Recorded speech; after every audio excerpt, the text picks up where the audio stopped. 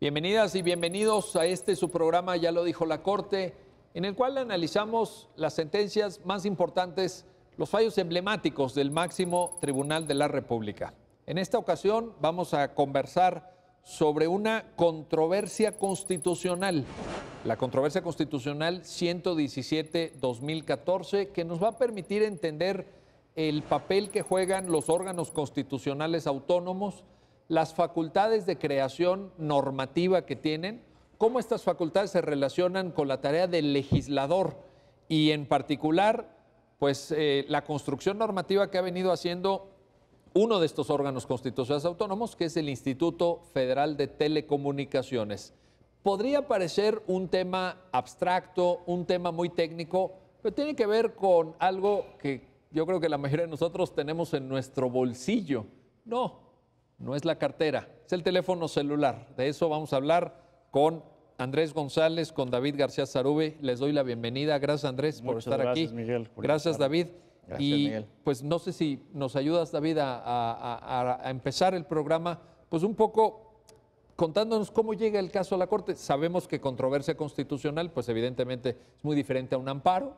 Aquí no hay la figura del quejoso, el particular afectado, etcétera, pero pues también se plantea una determinada litis. Ayúdanos a entender esta parte. Sí, claro, Miguel. Este asunto tiene como contexto, diría yo, una reforma constitucional importante que fue la de junio de 2013, donde se reforman diversos artículos en materia de telecomunicaciones y de derechos de las tecnologías, y al mismo tiempo se constitucionalizan dos órganos, la Comisión Federal de Competencia y el Instituto Federal de Telecomunicaciones, que antes ya venían sirviendo como también órganos con ciertas competencias equivalentes, pero eran órganos desconcentrados de secretarías de Estado. La COFESE estaba como desconcentrado de la Secretaría de Economía y el IFT, COFETEL en esa época como un desconcentrado de la Secretaría de Comunicaciones. Entonces lo que hace la reforma constitucional de junio de 2013 es constitucionalizarlos, darles estas mismas competencias que tenían, ampliarles unas más, darles mayores responsabilidades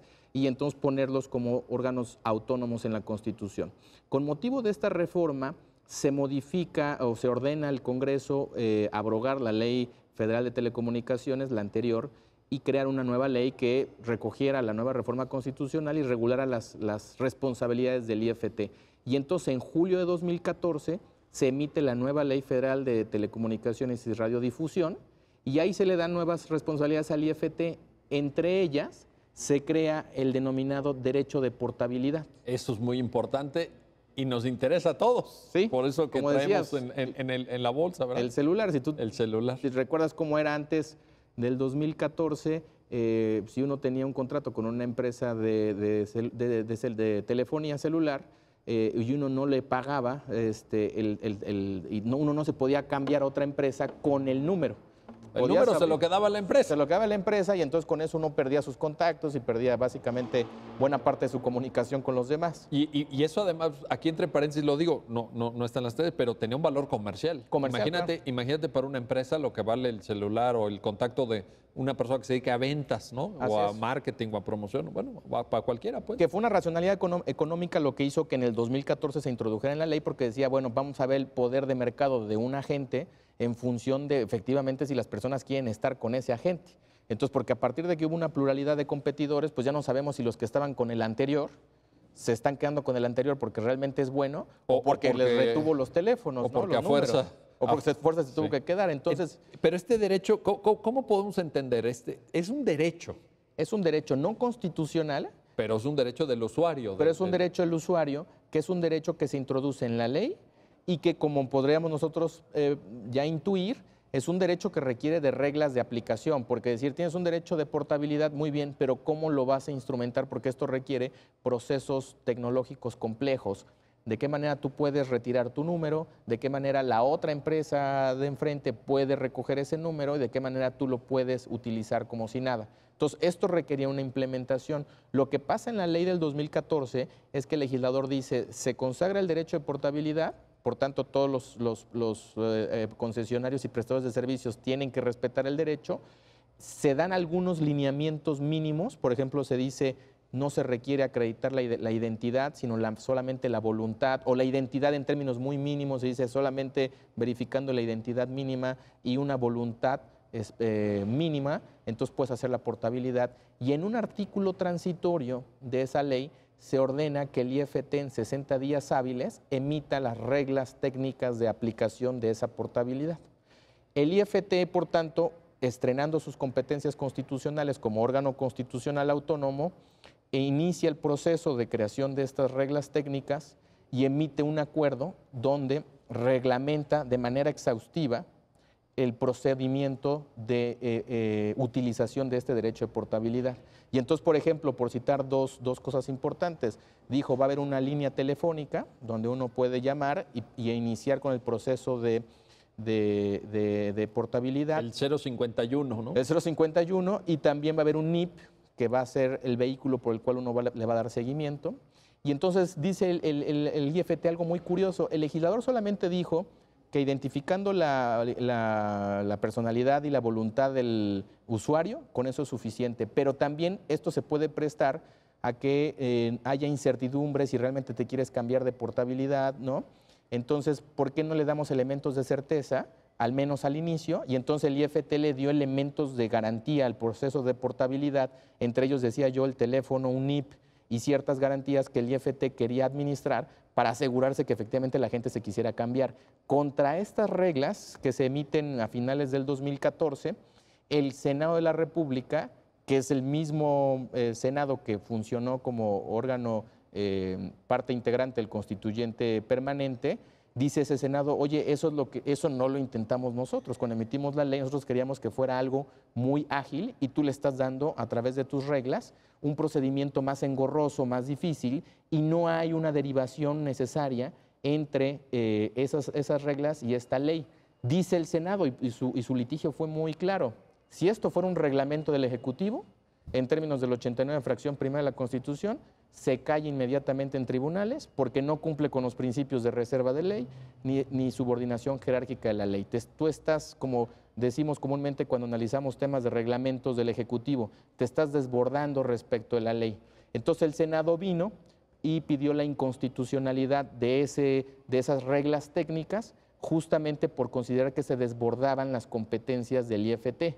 Ahora el Senado dice, bueno, ¿qué parámetro te ofrezco como parte actora del juicio? Le dice a la Corte el 89, fracción primera. Yo te ofrezco la facultad reglamentaria. La facultad reglamentaria. ¿Cómo vas a evaluar? Todos vimos en nuestro curso de Derecho Administrativo. Así es. ¿Cómo vas a evaluar la validez de los actos del órgano constitucional autónomo? Como si fueran reglamentos del Ejecutivo. Entonces, digamos, esa es la pregunta central que se tenía que responder con este caso. Y digo, me imagino vamos a seguir discutiendo sobre los criterios de la Corte. En este sentido, la Corte dice no. Sí. A ver, Andrés. Sí. Planteada la litis, yo creo que David nos acaba magistralmente de sintetizar el fondo, la pregunta, tú mismo la pregunta constitucional. La pregunta constitucional. Sí. Yo creo que todos en la carrera, pues aprendimos esto, y me acuerdo de algún autor como Gavino Fraga en su libro de Derecho Administrativo, etcétera, el 89, fracción primera, ¿no? Proveyendo en la esfera administrativa la exacta observancia. Pero aquí la pregunta sería, ¿es esa facultad reglamentaria? ¿El IFT, cuando crea a través de este acuerdo, está en esa línea o aquí estamos ante un paradigma distinto quizá? ¿Qué nos puedes comentar, Andrés? Interesantísimo el tema porque creo yo que como contexto jurídico al problema constitucional que tuvo que resolver la Corte en esta controversia, está que estaba esa ambigüedad, si las facultades de un órgano regulador con autonomía constitucional dependían directamente de la ley y entonces era una facultad muy similar a la reglamentaria, o si era otra cosa, ¿no? Y dentro de los mismos órganos reguladores estaba esta ambigüedad, ¿no? Decían, ¿qué tanto tenemos que pedirle permiso al Congreso para que reforme la ley y entonces nos dote de más herramientas para nosotros poder desarrollarlas en el ámbito administrativo, ¿no? En el ámbito regulatorio? Y contestando a tu pregunta, no, o sea, es otro animal, por decirlo así, ¿no? De repente, con las reformas constitucionales de 2013 encontramos con que teníamos que crear un nuevo contexto, una nueva estructura conceptual para ver cuál iba a ser la relación entre los órganos constitucionales autónomos ahí creados y los poderes típicos del Estado, ¿no? El ejecutivo, el legislativo, el judicial. Y por eso la Corte en esta controversia constitucional dice, pues es otra cosa. ¿En qué consiste que sea otra cosa? Bueno, en que un organismo con autonomía en la Constitución, con autonomía técnica en la Constitución, puede usar esa autonomía para crear instrumentos normativos de carácter general. O sea, estamos hablando de, pues de un tema también antiguo que es fuentes del derecho. Es correcto, es correcto. ¿Cuál es, si la fuente del derecho nada más es la ley o las sentencias particularizando la ley o si ya tenemos otra cosa, ¿no? Ahora, pero tú señalaste algo muy importante que es, de fondo, creo que hay un cambio también en la división de poderes. Correcto. Es decir, porque la división tradicional pues es legislativo, ejecutivo, judicial. En ese sentido cobra mucha relevancia la facultad reglamentaria como categoría o como fuente del derecho que complementa el contenido legislativo, etcétera. Pero en este nuevo animal, como muy bien dices, ¿qué sucede ahí? ¿Cómo lo clasificamos, ¿no? Que si el derecho, si tenemos de repente un ámbito que, como tú dices, todos los que habíamos estudiado... Pues es que así era, ¿no? Yo creo que durante siglos incluso. Pues las fuentes formales son las formales y se acabó, ¿no? No andes buscando. Ley, reglamento. En su caso discutíamos pues el lugar de los tratados internacionales, estará arriba, estará abajo, ¿no? Pero pues tú nos estás planteando, Andrés, una ventana... Sí, es de nueva repente, para mirar. Sí, es de repente una perspectiva completamente novedosa en la que se enfrenta la Corte. Y como dice el proyecto, es la primera vez que la Corte aborda el conjunto de reformas del 2013, empezando con la de... Que se da en ese contexto, porque también es Instituto Federal de Comunicaciones, pero ya también David dijo Comisión Federal de Competencia Económica. O sea, que son dos grandes temas. Dos grandes temas. Para el Estado mexicano. Es correcto, más todas las reformas que hubo, ¿no? Ahora, aquí tenemos una ventaja, creo. Si la Corte, ya Andrés nos lo anticipa, dice no es ese 89 fracción primera, no es aquella comprensión de los años 60 y de los años 70 del derecho administrativo mexicano, Gabino Fraga, Andrés Serra Rojas, todos aquellos clásicos con los que estudiamos, grandes maestros, es otra cosa, pero la ventaja es que tenemos fundamento, ¿no? Así es. O sea, la reforma incorpora una atribución, ¿no? Atribución normativa, reguladora, ¿cómo llamarlo? Sí, porque la reforma constitucional del 2013 fue muy rica en conceptos. Fue una reforma donde el constituyente y sus debates son retomados por la Corte en su sentencia, demuestran una preocupación del constituyente de innovar en el diseño de ingeniería institucional. Sí. Entonces el constituyente volteó a ver a otros países y dijo, no tenemos más que limitarnos al modelo francés de derecho administrativo, donde todo depende del Ejecutivo. Y claro, teníamos una discusión si las NOMs, que si las circulares, que si los acuerdos, pero al final todo ese problema se resolvía en función de que todos estaban subordinados a la ley y había una reserva de ley. Entonces, dentro del caos que teníamos con el modelo de derecho francés, siempre el principio de legalidad era un principio que daba orden. Entonces, pensar que ahora el constituyente creó una nueva fuente jurídica que se sale de ese principio de legalidad, al menos en parte, o como dice la Corte en la sentencia, moduladamente, esto pareciera que es un nuevo esquema conceptual.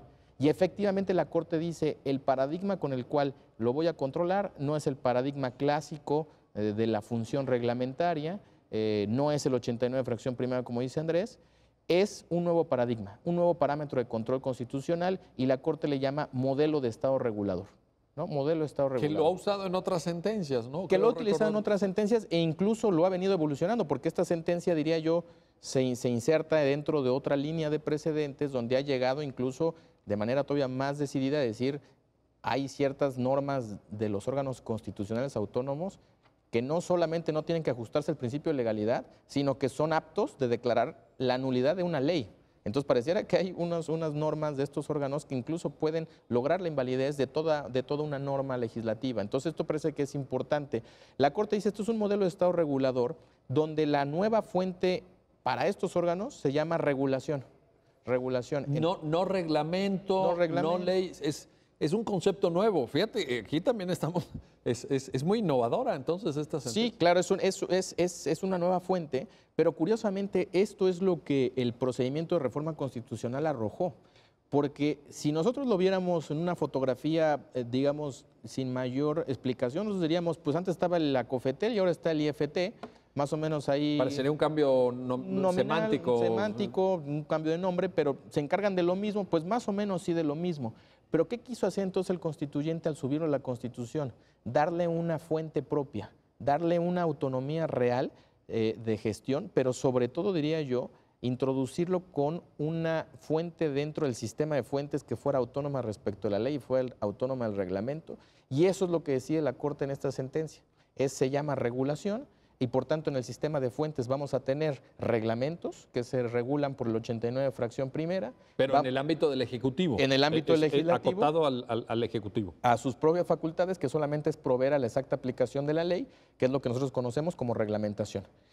Tenemos del otro extremo la legislación, que en el caso del nivel federal sería su fundamento el 73 de la Constitución, y tenemos algo en medio que es la regulación, cuyo fundamento es el 28.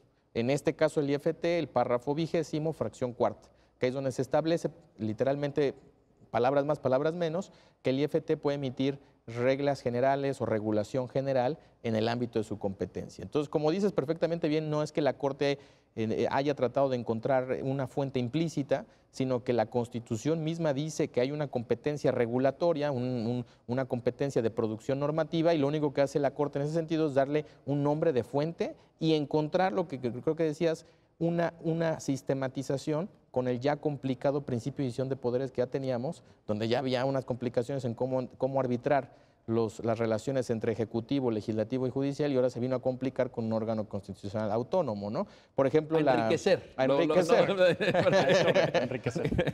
ejemplo, la doctrina americana, donde hay una exploración de este tema, ha dicho que estas agencias independientes, que tendrán sus diferencias, pero son agencias independientes, es un cuarto poder sin cabeza, ¿no? Lo dice Cass Sunstein cuando hace esta descripción, dice, es un cuarto poder sin cabeza. Ahí lo que pasa es que no son órganos creados directamente por la Constitución. Así es, se crean por la legislación, pero por ejemplo la Corte de Estados Unidos ha dicho, pero puede tener una cierta dignidad de esa fuente regulatoria. Y son poderosísimas. Y son poderosísimas, a veces más que la propia ley, entonces... Sí. Aquí nosotros tenemos el respaldo del texto constitucional y eso hizo que la Corte pudiera desarrollar más en función de esto. Bueno, déjenme hacer una pausa. Regresamos enseguida para seguir platicando con Andrés González, con David García Sarube, sobre esta controversia constitucional, la 117 del 2014, y la manera en la cual vamos a poder nosotros ejercer ese derecho a la portabilidad numérica, para que el número de teléfono celular que tenemos nos acompañe si decidimos abandonar a la empresa con la cual firmamos el contrato de prestación de servicio de telecomunicaciones. Regresamos enseguida para seguir con este análisis.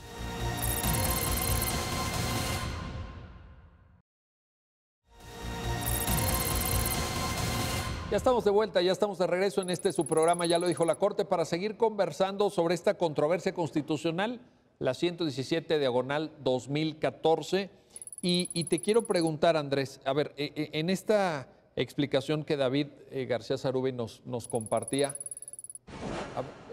no es la facultad reglamentaria, es una facultad reguladora que tiene fundamento constitucional, que se da en el contexto de una importante reforma del año 2013 a nuestra Carta Magna, pero te quiero preguntar sobre la parte de la sentencia donde habla del límite material de esta facultad, quiero decir, el contenido, porque el hecho de que tenga esta facultad no quiere decir que vaya a dictar acuerdos de lo que no, creo que no. se le ocurra, ¿no? A ver, ¿cómo entender esta parte? Ahí está la distinción fina que hace la sentencia, porque dice que hay un límite material y luego un límite jerárquico, ¿no? Pero los dos nos interesan. Estamos refiriéndonos al límite material y es las facultades del instituto se envuelven en un contexto de regulación técnica. Es decir, así lo dice la sentencia, en una especie de diálogo técnico que tiene que haber en un sector que es muy dinámico. Sí. Entonces, que el mismo constituyente reconoce que es imposible que la ley esté persiguiendo al sector porque el proceso legislativo tiene otros tiempos y otros. Muy dinámico y qué bueno que lo dices así, muy técnico. Muy técnico. O sea, Muy técnico. Sí, hay que tener un conocimiento de ingeniería, hay que tener un conocimiento de economía y obviamente el conocimiento jurídico especializado al campo de... A ver, déjame aquí, lo manifiesto a título personal para que no haya ningún compromiso, pero yo no creo que muchos diputados o senadores tengan ese nivel de conocimiento. Es O sea, es correcto. que es especializado. Sí, sí, sí. Vaya, y seguramente ni nosotros como abogados, pero Sí. eso que señalas es importantísimo. Sí, sí, sí. O sea, hay que darle su espacio a los expertos también. Es correcto. Sí, sí, porque para regular un tema que tiene que ver con redes, que tiene que ver con interconexión, que tiene que ver con portabilidad, y la portabilidad tiene que ver con cómo sabes que el número es de tal persona y cómo va a viajar en la red, ¿no? Y todo esto, bueno, todos los ámbitos. Vaya, ¿no? el propio concepto de portabilidad, yo estoy seguro que en muy pocas escuelas y facultades de Derecho se explica. Sí, no. No, de hecho yo creo que sí, muy pocas y quizá a raíz de la reforma. Antes no teníamos ni idea. Ni idea. Ni idea. Pero yo diría a lo mejor una cosa es lo que decías de que un diputado posiblemente no pueda tener estos conocimientos, pero lo que sí puede saber el representante popular es que justo no tiene esos conocimientos. Y yo te diría que esto fue el acto que llevó al constituyente, a estos órganos representativos, a hacer esta reforma. Yo creo que lo que hizo el constituyente es decir, reconocemos una falla de la democracia representativa, que es en una sociedad postindustrial donde hay digamos, una suerte de racionalidades técnicas de las cuales depende el desarrollo económico e incluso el desarrollo de ciertos derechos humanos, no podemos pensar que la fuente legislativa sea apta para resolver todos estos temas. Entonces, si siguiéramos con este ejemplo del diputado, el propio representante popular se siente empoderado si le quitas esos temas y se los das a alguien técnico. Y la sentencia por ahí dice, es que es autónomo respecto de algo, ¿no? O sea, es autónomo frente a algo. Y la Corte dice, son autónomos frente al poder político, ¿no? Y son autónomos frente al poder de los regulados. Claro, que eso también es importantísimo. Que es importantísimo. Pienso efectivamente, ahorita el tema de hoy es telecomunicaciones, pero pensemos en competencia económica. Así es, así es. Es fundamental. Y si nosotros pensamos cómo funciona un proceso político ordinario, no diríamos que está mal que ciertos condicionamientos económicos tengan influencia en las preferencias de las mayorías. Creo que esto es algo común. Y lo que hace el constituyente es decir, vamos a aislar el proceso político para poder hacer autónomo también a estas decisiones técnicas, para que estos puedan tener un espacio libre, ¿no? Con influencia de la democracia, porque claramente los integrantes del órgano son nombrados por un proceso complejo del Senado. Sí, no es que sea autárquico el órgano que esté ahí como en el espacio. Sí. Hay vínculos con el poder político. Así es, así es. Y aparte que el legislador retiene la fuente legislativa, pues emite una ley general, una ley federal de telecomunicaciones, y es una ley que es muy potente en el ámbito material que tiene, ¿no? Pero sí aísla ciertos elementos con una racionalidad técnica. Es correcto. Ahora, entrando un poco al fondo de la argumentación del Senado, cuando presenta la controversia, Andrés, por ejemplo, hay un debate ahí sobre el plazo de las 24 horas. Ahí dice, bueno, es que tienes que, más bien, el órgano regular, las empresas reguladas en 24 horas te tienen que decir que ya te puedes llevar tu número a la otra empresa, ¿verdad? O sea, tú ya no quieres estar porque a lo mejor allá sacaron una oferta o porque te atienden mejor cuando vas ahí, en fin, por la razón que el usuario quiera y mande. Pero el debate es cómo se cuentan estas horas, ¿no? Porque en el acuerdo había que tienes que meter la solicitud antes de las 5 de la tarde No sé. y si la metes el viernes, pues ya te contestan hasta el lunes, Sí. ¿no? Entremos un poquito a esa... Sí, es correcto. Cuando el instituto, al menos así lo vierte en su informe, cuando el instituto va contestando cada uno de los argumentos del Senado, está diciendo, bueno, a ver, que técnicamente las 24 horas naturales, por decirlo así, son de muy difícil y de muchísimo costo. Entonces, que el asunto sea simple y eficiente para el usuario no significa que esas horas tengan que ser 24 horas estrictas según el calendario solar, ¿no? Sino que pueden ser 24 horas hábiles, porque digamos que hay ciertos elementos del proceso de cambio de línea, de portabilidad numérica, que necesitan la intervención de alguno de los concesionarios y de alguien físico. No todo puede ser automatizado. tenemos ahora procesos completamente automatizados que funcionan 24/7, pero pues no es el caso, ¿no? O sea, tiene que haber una intervención de algún funcionario, de algún empleado de estos operadores, ya sea fijos o móviles, y por eso se necesitan estas 24 horas hábiles, porque se necesita que alguien esté trabajando, ¿no?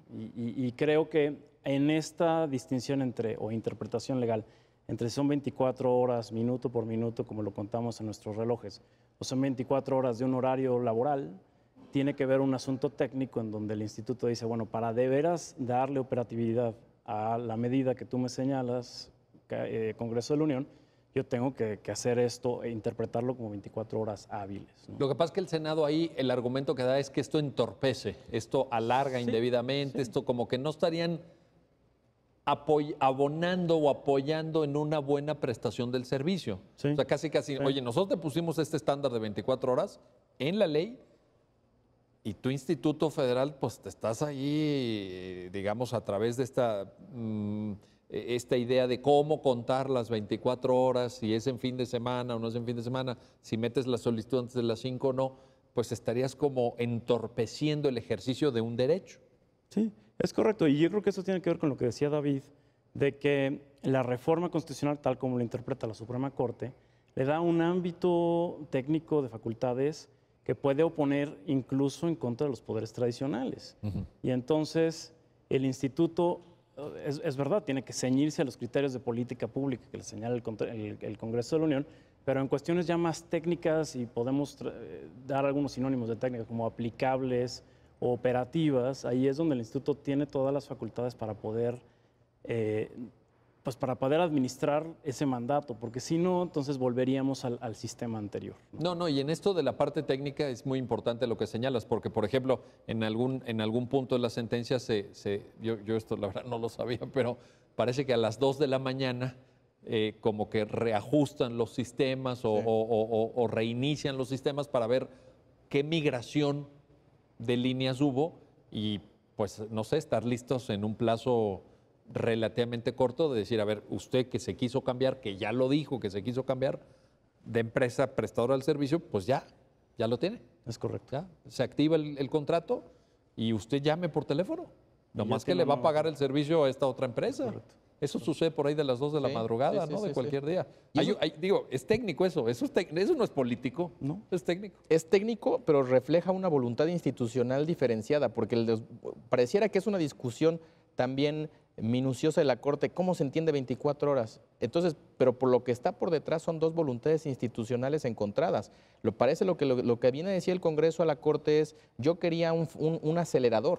Yo cuando puse portabilidad quería un acelerador, entonces 24 horas naturales es lo que yo quería. Sí, la comprensión del Senado es, a ver, te dije 24 horas. 24 horas, que tiene que ver con su política pública de acelerar un proceso donde haya una descentralización de poder económico de los agentes para que haya mejor competencia. Entonces el Congreso y el Senado, que vino como actor, tenían razón de decir, nuestra política pública es de acelerador.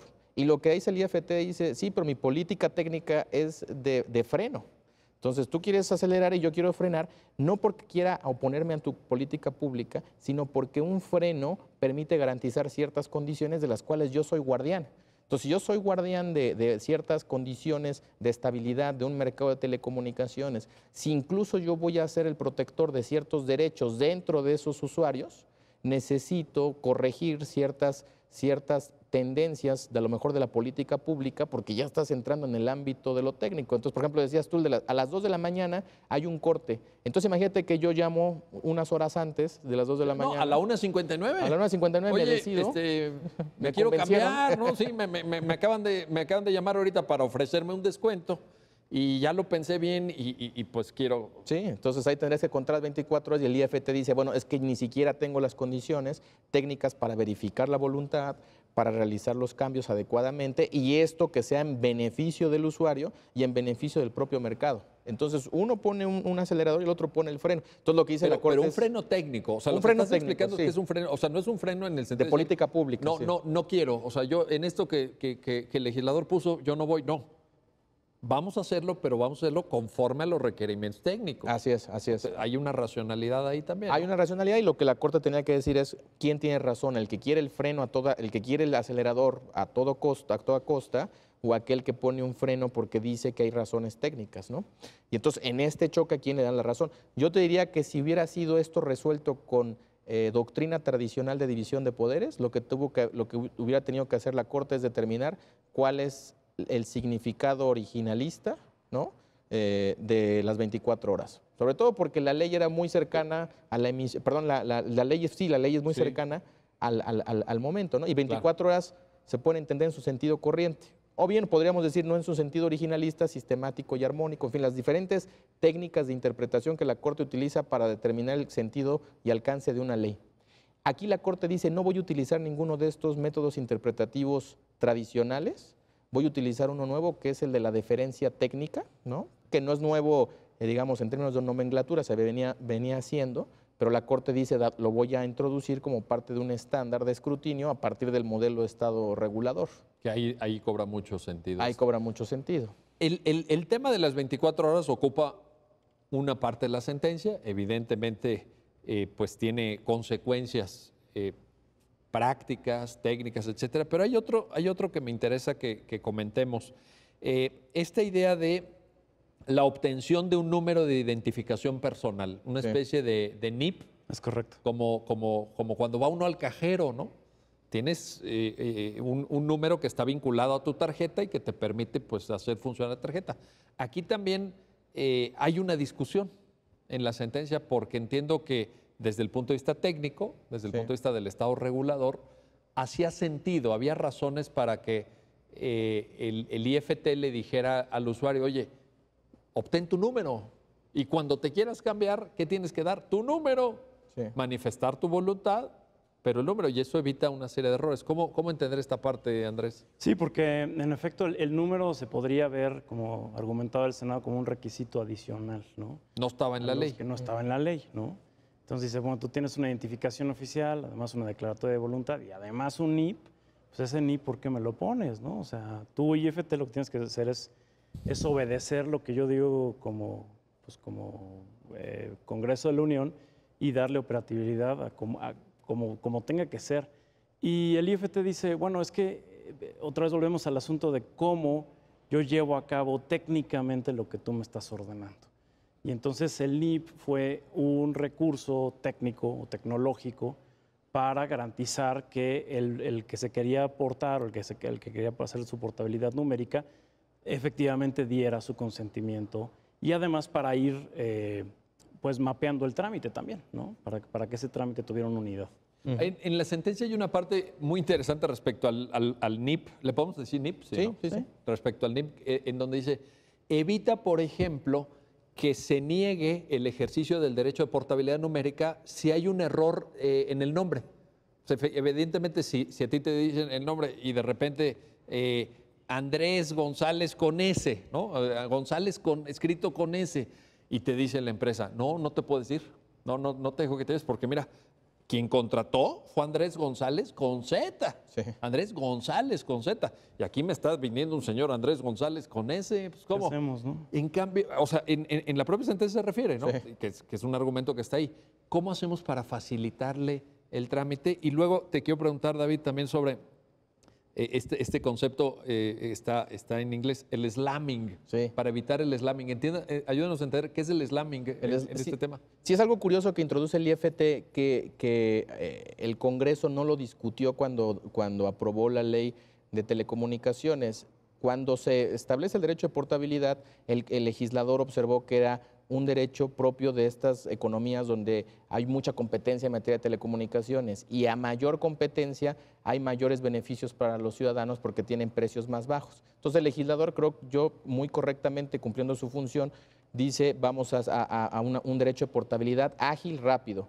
Y el IFT, cuando le llega la ley para darle cumplimiento, dice, ok, tienes razón, pero ya desde una parte técnica nos hemos dado cuenta que un derecho de portabilidad en experiencias comparadas genera distorsiones en el mercado que a lo mejor tú no viste porque ya es un tema técnico de economía y es el famoso slamming. El slamming es que como la competencia económica puede ser muy fuerte para quitarle clientes a aquel que tiene mayor poder sustancial de mercado, estos competidores nuevos que intentan obtener mayores clientes pueden llevar a cabo prácticas que no son ilegales, sino son propios de un mercado competitivo, van a tratar de atraer mayormente la atención de los clientes. Entonces el slamming literalmente quiere decir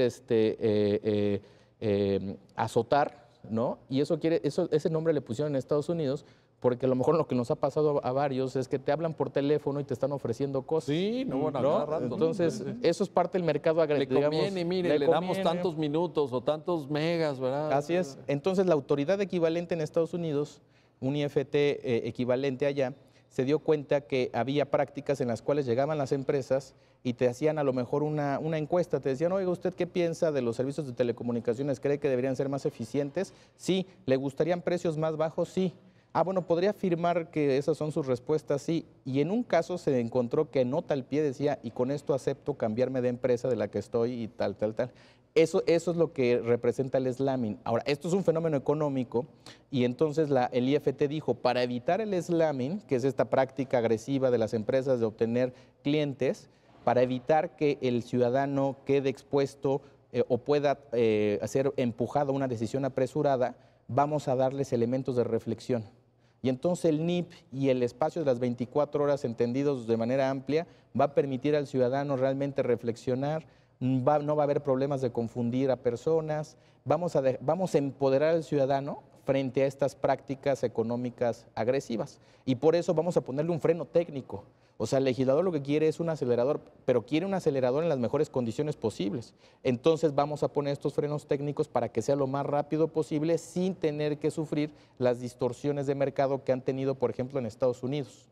Entonces, de nuevo, parece que lo que se está imponiendo es una racionalidad técnica. Una racionalidad algo técnica. que el legislador no previó, pero que ya en la operatividad de este... Y qué bueno que dices lo del mercado muy competido, porque es un mercado que vale, estamos hablando de cientos de miles de millones de pesos cada año. Así es. Es decir, ¿cuánto gastamos los mexicanos en telecomunicaciones en general y en telefonía celular en lo concreto? Evidentemente las empresas tienen el mayor interés y están en su derecho, nada más faltaba, pero tienen el mayor interés en competir por ese mercado tan cuantioso. Y desde el lado del mercado, pero si también lo vemos desde el lado de los derechos, nosotros podríamos decir que estar comunicado a bajos precios tiene incidencia en ciertos derechos humanos, ¿no? Sí, sí. Entonces, y el IFT lo dice y la Corte lo reconoce, dice, darle una deferencia técnica al órgano para que dé las mejores condiciones en ciertos mercados tiene una relación directa con la protección de derechos humanos. En la sentencia se cita el artículo 6. El artículo 6. El artículo 6 constitucional, ¿no? Que ahí tenemos un... Sí, estos nuevos derechos digitales, no nuevos, pero derechos digitales, derechos a las tecnologías de la información, estar conectados, a tener acceso a materiales. Entonces también ¿no te parece, Andrés, que esta sentencia, independientemente del tema técnico y de la discusión sobre facultad reglamentaria que ya, en fin, planteamos y tuvimos y vamos a rezar más adelante de ella, pero también está hablando de los derechos de las personas? Es correcto. Y en alguna conexión de derechos humanos también, ¿no? Es correcto. La sentencia hace este balance entre esas disposiciones más frías que tienen que ver con pues, las cuestiones más técnicas, ingenieriles, económicas, por así decirlo, y los derechos humanos, como decía David, ¿no? Con esos derechos humanos a tener acceso a las tecnologías de la información, a la libertad de expresión en los medios electrónicos, a todo esto. Entonces, el IFT tiene o dentro de su nómina propia, como dice la sentencia, está esta parte técnica, ¿no? Que tiene que ver con redes, que tiene que ver con interconexión, y también esta parte de garantía de los derechos humanos, derechos de las audiencias, por ejemplo, ¿no? Materiales audiovisuales, etcétera, que también está de alguna manera encargado, ¿no? Aunque no es el caso, no es la materia de esta sentencia, esa distinción, pero sí es muy importante, ¿no? Decir que pero es el contexto en el que surge la discusión también. O sea, no podemos olvidarnos que el IFT es una palanca o es un brazo que en algún momento del ejercicio de sus facultades conecta con derechos humanos. Por supuesto. Y que no está desconectado, ¿no? Que no puede ser una cosa fría de decir, bueno, vamos a darle operatividad técnica a lo que tú me estás diciendo, Congreso de la Unión, sino que todo eso tiene que ver con mejores precios para los consumidores finales, que haya mejor calidad, mayor velocidad, que no haya estas prácticas que a veces pueden estar al margen, ¿no? de lo pues de los procesos de competencia, ¿no? De decir, bueno, pues yo voy a hacer como que no tengo competidores y voy a bloquearlos de alguna manera. Y derechos de consumidores también, porque ese ejemplo que ponía David de Estados Unidos, de que, y usted en la nota a pie de página, ¿verdad? Es correcto. Con una letrita chiquita, sí. usted acepta, espérate, Sí. también ordenar un poco, pues, cómo vamos a proteger No, claro, a los consumidores. y volvemos a lo del NIP, o sea, fue un asunto técnico, pero también para proteger al consumidor final, para que no llegaran a engañarlo, decir, mira, aquí te ofrezco unos planes, te voy a bajar el cielo, la luz, la luna y las estrellas, y realmente cuando tú decías, oye, ¿por qué ya de repente me están hablando los de la compañía B cuando yo tenía los de la compañía A, ¿no? Que hubiera esa voluntad real. Y otra cosa que tenía que ver con el NIP, y quería mencionar, es que no todas las líneas son contratadas. Hay muchas líneas de lo que se dice pospago, ¿no? O perdón, prepago. Es decir, tú vas y compras un teléfono y el teléfono ya tiene incluido un saldo y ese saldo lo vas llenando y no hay ninguna cosa que vincule en algún lugar. O sea, sí te piden una identificación, pero luego tú se lo puedes prestar a tu abuelita. En realidad la que le está usando es la abuelita y de repente tú te portas y la que se queda sin servicio o con otra compañía o lo que sea es otra persona distinta. Y en cambio el NIP te sirve para ejercer el mismo usuario del teléfono diga, ¿Tiene el oye, NIP? ¿te quieres portar? Y ya diga, sí, aquí está el NIP, ¿no? Y vámonos a la siguiente. Es correcto. Bueno, vamos a hacer una pausa, no se vayan, seguimos platicando con David García Sarubi y con Andrés González de esta controversia constitucional, la 117 del 2014, y cómo proteger mejor nuestros derechos como usuarios de servicios de telecomunicaciones. Regresamos enseguida.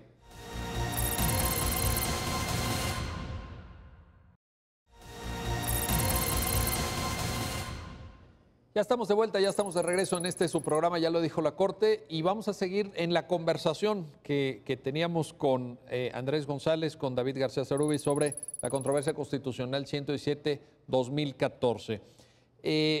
Esta controversia pues tiene como algunas resueltas por la Corte un sistema de votaciones muy complejo, en algunos casos se alcanzó la unanimidad, en otros hubo simple mayoría, en fin, una serie de cuestiones que están perfectamente reflejados en el texto de la sentencia, pero tiene votos particulares también. Sí. Y uno de los votos particulares, un ministro de la Corte dice, oye, es que la sentencia entiende el tema de fuentes del derecho y de jerarquía normativa, etcétera, con base en el artículo 133 de la Constitución, y quien suscribe ese voto particular dice, yo no estoy de acuerdo, a mí me parece que nos estamos regresando a ese paradigma del derecho constitucional y administrativo de los años 60.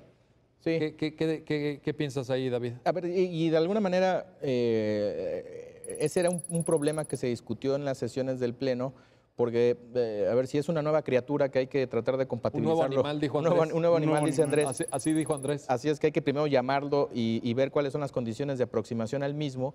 Uno de ellos es, si vamos a decir que el constituyente metió una nueva fuente del derecho, la primera pregunta que tenemos que hacer es cómo se introduce eso en las fuentes del derecho.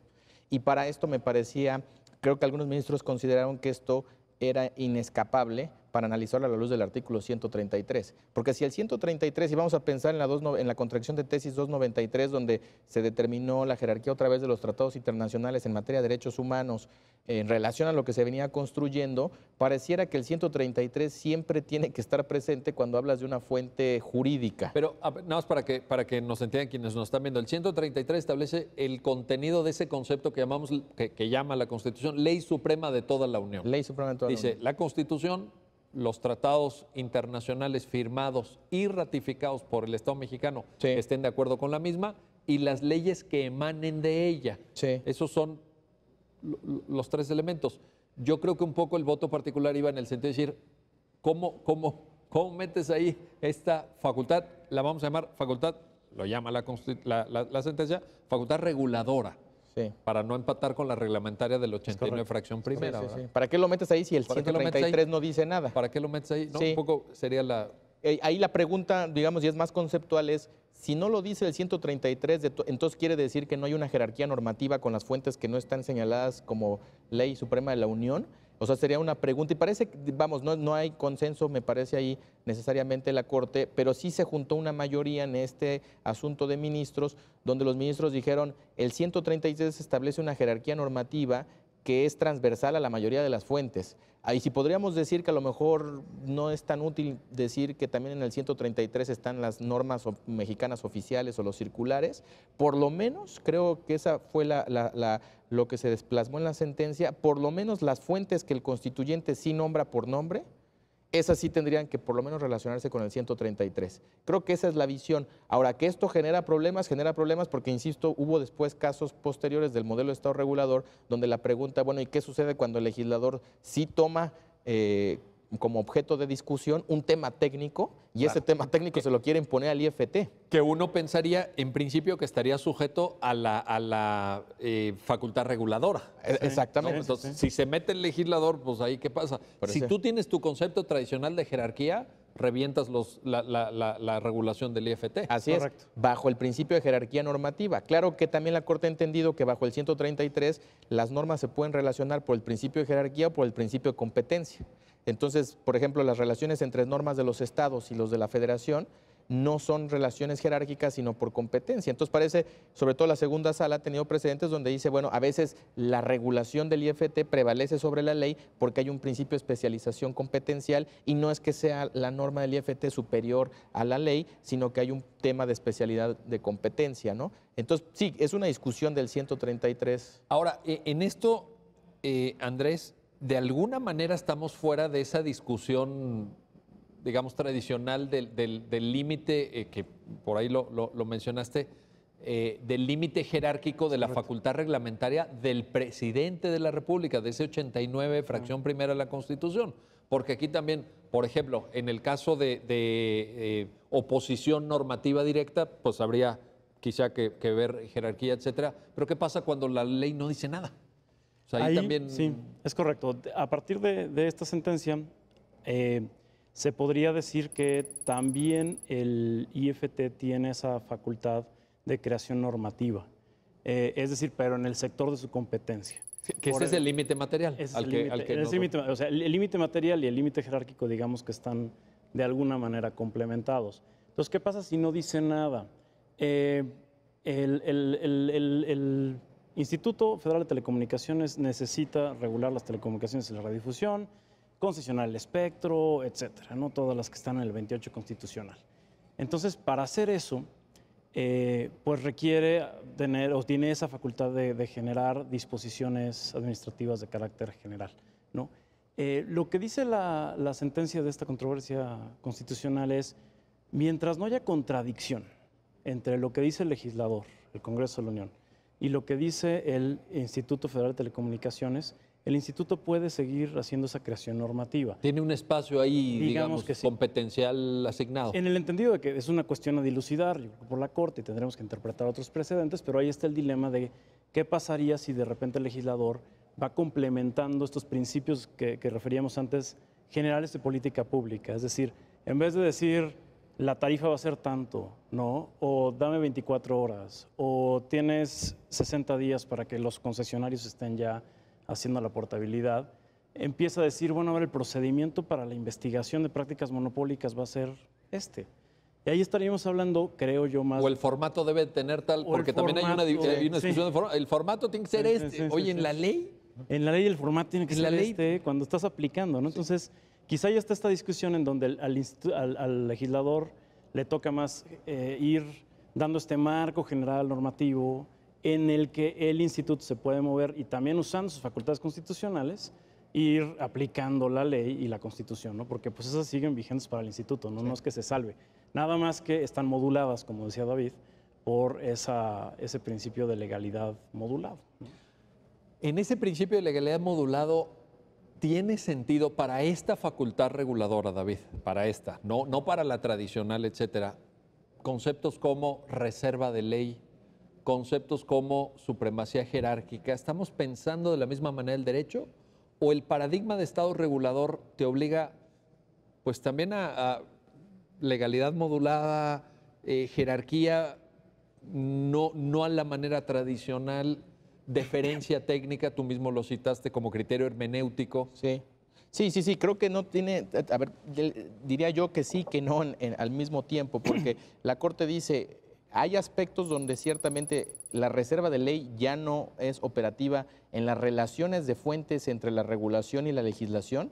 En principio no opera la reserva de ley. O sea, la reserva de ley es que solamente la fuente del derecho, llamada ley, puede regular determinada materia, ¿no? Así es. La materia penal, por ejemplo. La materia penal tiene que ser los típicos, los elementos esenciales del tributo, los elementos de un en tipo materia penal. fiscal. Sí, hay muchas materias donde el constituyente dice voy a protegerlos con la técnica de la reserva de ley y por tanto si no está en la ley es inconstitucional.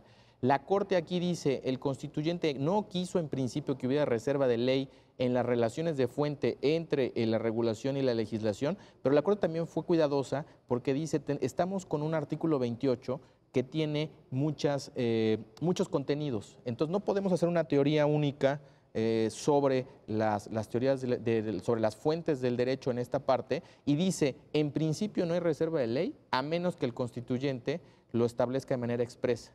Y entonces, por ejemplo, en la sentencia se pone ejemplos que sobre ciertos derechos humanos de libertad de expresión o cierta configuración de derechos muy importantes, la Constitución sí dice tiene que haber reserva de ley, aunque su operatividad sea técnica.